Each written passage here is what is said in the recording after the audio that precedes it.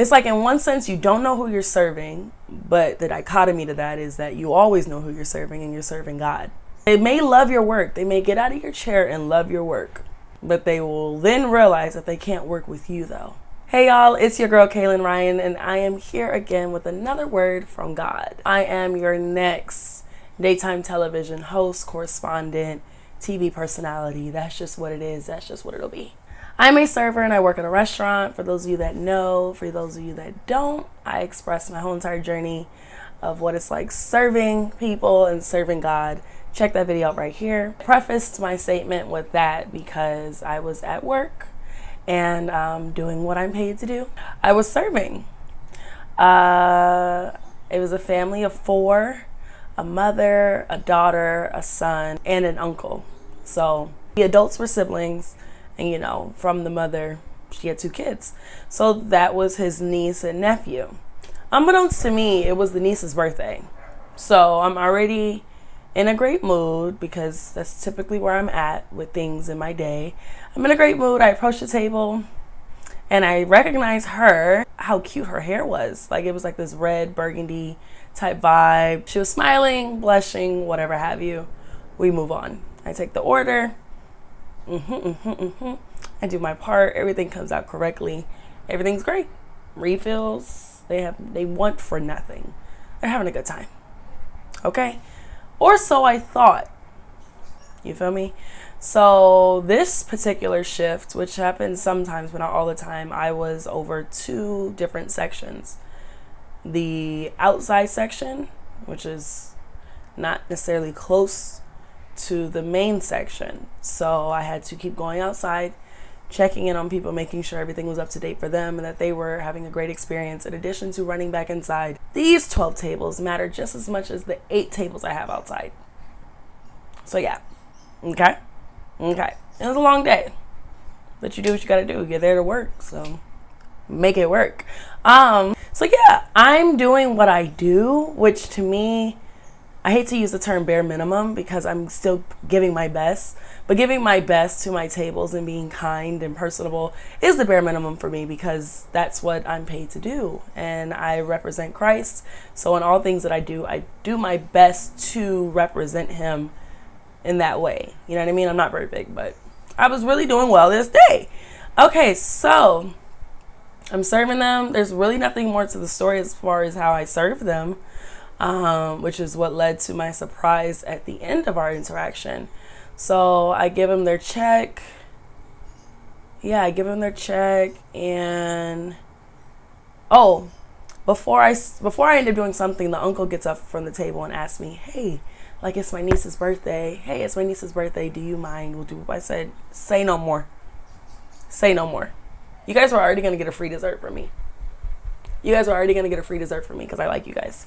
But now I really have a reason to go up. So bring in the dessert, candles, whoop-de-whoop, bring it out, good time.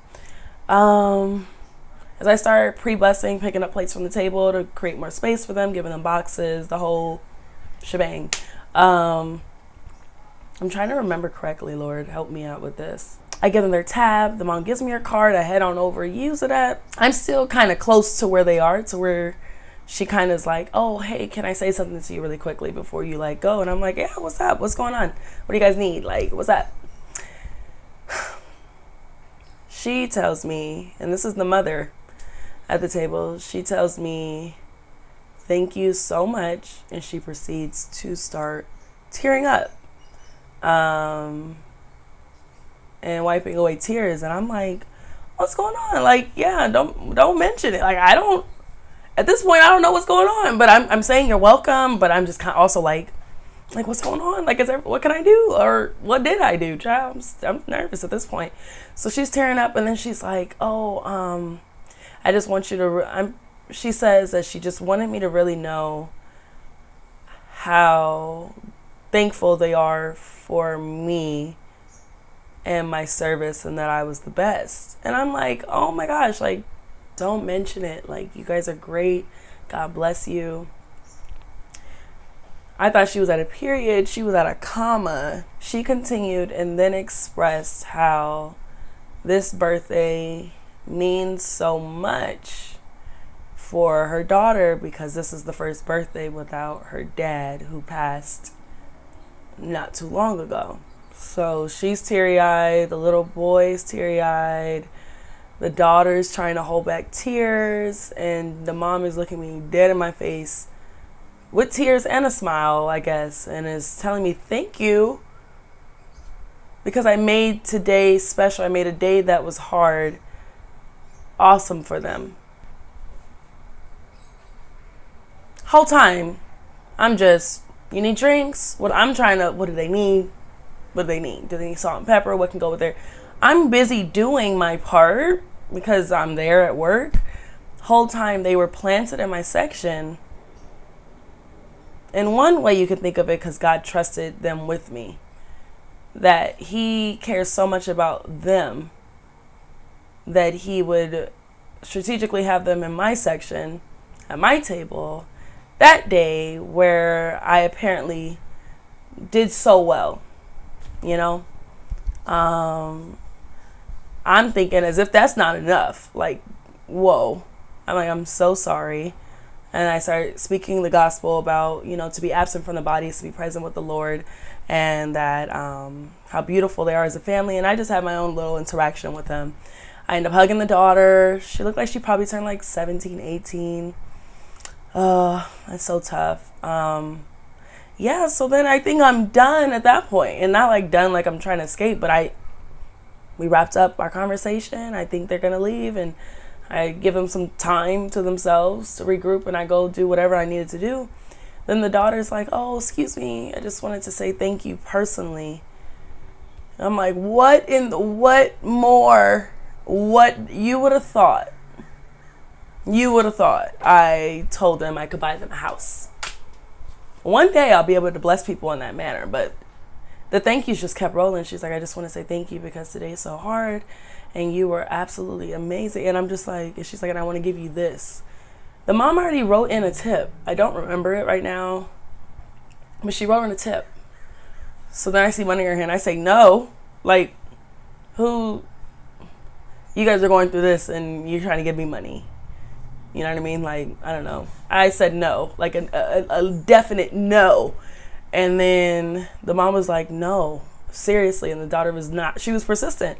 The uncle's looking at me smiling. The son's looking at me just like wiping his tears. And I'm just like, guys, like I feel blessed. I feel blessed that I'm good. I don't need anything like you got. And then they're just persistent. And something that my mom has been teaching me is, one, to not just be a giver, but to be a great receiver. In addition to that, when we stop people from giving to us, let's just say God sent somebody to be a giver. God sent somebody to sow into your life, to give you this, to look out in this way. And you are so much of a no, no, no, no, no. I don't need it. Don't do it for me. I got it. It's okay. Oh my gosh, I don't deserve it. You're on that type of energy to where you block their blessing, because blessings are directly attached to seeds that we sow. You know what I mean? So if they're sowing a seed of increase in my life, which they were, cash, extra cash on top of the tip in finances, I had to check myself in that moment. And I was like, you know what? I don't want to block your blessing by stopping what you're trying to do for me right now. And I was like struggling. I said, so that's the only reason why I'll take this, because I know that you're sowing a good seed. And I know God will honor this for you. So, and I still reluctantly took the money, because what the heck? You hear about somebody going through a tragedy, and then they're trying to give you money. It was uncomfortable, and not like in a ill, but more in a, I just feel like I'm not the focus at this moment. I shouldn't be the focus. But I guess my demeanor, my approach, whatever, bless them. I say all this to say, to be a good steward of where you're at. If you work as a front desk clerk, if you work at a daycare with children, if you work at the animal shelter, if you work on construction sites, whatever you do, be mindful that you don't know who you're coming across. Honestly, let's just say I'm not even going to put myself in this position because I'm never rude to my guests. But let's just say they had a different server who barely cared about the table, didn't take the time and attention to make sure that the details of the order were accurate, didn't make sure that the food and the appetizers and things came out in the order that was appropriate at a great temperature. Drinks were refilled at all times, a smile on their face the whole time. Just an all-around welcoming vibe. This first celebratory dinner on her birthday without her father could have been different. And I'm not knowing, the thing is with God, you're not knowing in my season of serving. You literally don't know who you're serving when you're serving them. Baseline, all people are God's people. They all deserve goodness. Even when they're rude and they're weird and they're strange, you still have to try your best to dig out the good. I have a pretty good success rate with that, but there are times where I'm like, it is what it is. And my flesh may poke out a little bit more because you're trying it right now. This is your 7th try. You don't know who you're serving? It's like, in one sense, you don't know who you're serving, meaning if someone just lost someone that mattered to them, if someone just got a promotion at a job and they're coming in excited and they're like, oh, can I get this? Can I get that? And they're just trying to have a simple celebratory meal for themselves. You feel me? Like maybe they didn't tell anybody yet and you just can't seem to get their order right. You can't seem to care. You can't seem to, and that's dampering that experience, because forever will they remember the day they got promoted, but also that one server that could care less about their meal, how it happened, who did it, who didn't. Like, you never know who you're serving. But the dichotomy to that is that you always know who you're serving, and you're serving God. So I may not know the details of who's in my specific section, and that day 2 separate sections, but I do know that ultimately I have to answer to him regardless of who sits in my seat. So also keep showing your toes. Like, you really don't know who's sitting in your section. You don't know who comes into your establishment. You don't know who comes into your business. You don't know who sits in your chair to get their hair done, their weave, their braids, their this, their that. You don't know.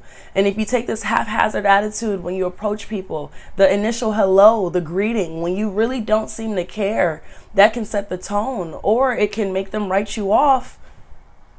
Maybe they had an idea, oh, I think this one person would be great for this. They come just to check you out. You don't even know the opportunity that they had pending in their mind, or that the Lord's playing with them with, and like letting them know, like, maybe consider her, maybe consider him. You don't even know. And you walk up, or you approach, or you're 40 minutes late, or you don't do this, or you don't do that. And you're very like, one thing about God is he'll find another. If that person's been praying for someone to go on tour with them, and they just need an on-tour hairstylist, and they sit in your booth. You're late. There's no late fee for you though, but there's late fees for clients that are late. Your attitude's piss poor. There's no environment. There's no aroma. There's nothing that fosters a great experience for the client. You just have them facing a dead wall with no real care. You on the phone. You feel me? You doing all these things, and they may love your work. They may get out of your chair and love your work. But they will then realize that they can't work with you though. You put yourself in boxes unbeknownst to you when you just treat people carelessly. Again, not saying I'm perfect. You feel me? I feel like this isn't a specific area that I struggle with necessarily on a day-to-day. It's not. I have other struggles. Okay? Not too much. We don't have to talk about that right now.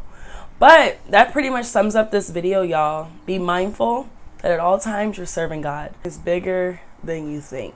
So yeah, y'all, that about wraps up this video. Please be sure to like, comment, and subscribe. And let me know your thoughts in the comments on if you've been in a position like this before, if someone was a blessing to you before when you were at a low point, and they were completely unaware of what they did in your life that day.